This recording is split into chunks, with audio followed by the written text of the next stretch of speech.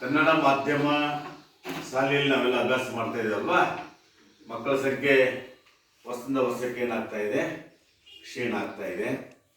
But ಮಾಧ್ಯಮಗಳು ಮುಖ್ಯ ಅಲ್ಲ, ಶಾಲೆಗೆ ಶಿಕ್ಷಣ ಮುಖ್ಯ.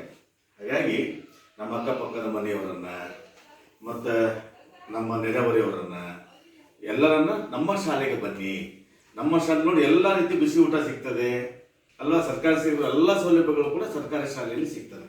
ಹಾಗಾಗಿ ಹೆಚ್ಚಾನೆಚ್ಚು ವಿದ್ಯಾರ್ಥಿಗಳನ್ನು ಕನ್ನಡ ಅನೇಕ ಸಮುದಾಯದ ಶಾಲೆಯಲ್ಲಿ ಬಂದಾಗ ಕೂಡ ನಿಮ್ಗೆ ಹೇಳಿದ್ದೀನಿ, ಪಾಲಕರಿಗೆ ಹೇಳಿದ್ದೀನಿ ಅಲ್ವಾ ಮೇಡಮ್. ಸಮುದಾಯದ ಶಾಲೆ ಯಾವಾಗ? ಅಕ್ಟೋಬರ್.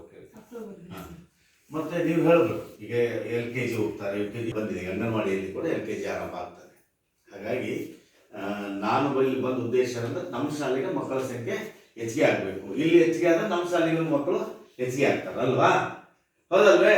ಹಾಗಾಗಿ ನಮ್ಮ ಶಾಲೆಯಲ್ಲಿ ಕಲ್ತವ್ರು ನೋಡಿ ಎಷ್ಟು ಉನ್ನತ ಹುದ್ದೆಗೆ ಹೋಗ್ಬಿಟ್ಟಿದ್ದಾರೆ ಈಗ.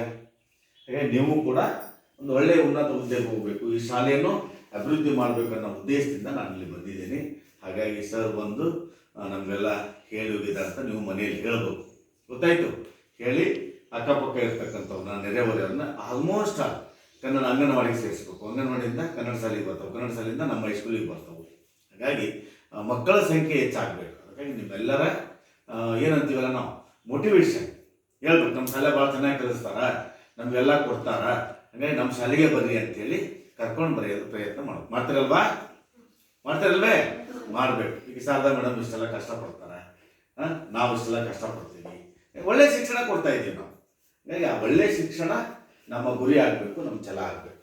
ಆ ನಿಟ್ಟಿನಲ್ಲಿ ನಾವೆಲ್ಲರೂ ಕೂಡಿ ಪ್ರಯತ್ನ ಮಾಡೋಣ ಅನ್ನೋದು ನನ್ನ ಅಭಿಪ್ರಾಯ. ಅದನ್ನು ನಿಮ್ಗೆ ಹೇಳೋಣ ಅಂತ ಬಂದಿದ್ದೀನಿ. ಮಕ್ಕಳ ಸಂಖ್ಯೆ ಹೆಚ್ಚಾಗಿ ನಾವೆಲ್ಲರೂ ಕೂಡಿ ಏನು ಮಾಡೋಣ, ಶ್ರಮ ಹಾಕೋಣಲ್ವೇ?